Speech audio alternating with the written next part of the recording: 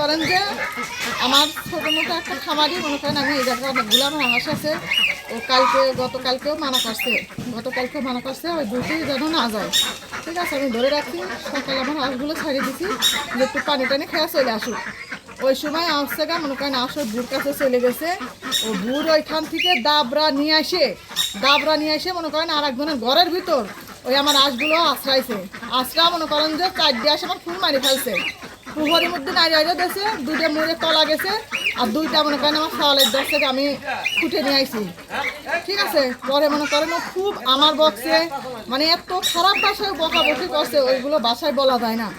আমার আব্বার মার বলে পরে মনে করেন যে আমার আব্বা সহ্য করতে না পারে আমার আব্বা ওর বক্সে পরে বলছে মারতেও চাইছে। সে মুরব্বী মানুষ, চাচা হিসাবে সে ওর একটা কিছু বলতেই পারে।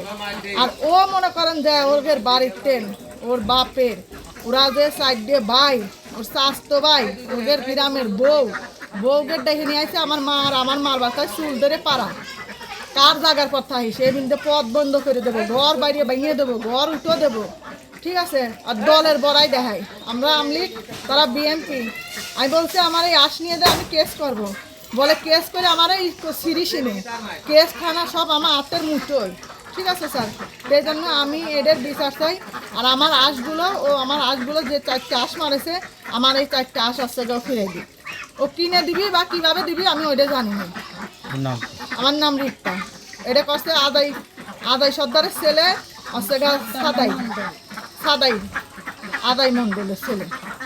আর ওরা সবাই মিলে মনে করেন আমার আব্বার ঘাট ধরে দাগ খাইছে। আমার আব্বার মুরব্বী মানুষ মনে করেন আমার একটা ভাই আছে, সে নিশাখোর। আমার বাপের মনে করেন যে আমরা 2টা বোন ছাড়া কেউ নাই। আমার আব্বার তাহা মনে করেন যে কাছে একটা লোক আমার বাপের পাশে দাঁড়ায় নাই ওদের ভয়তে, কারণ ওরা আসছে গা ওদের এলাকায় আসছে গা দাম বেশি।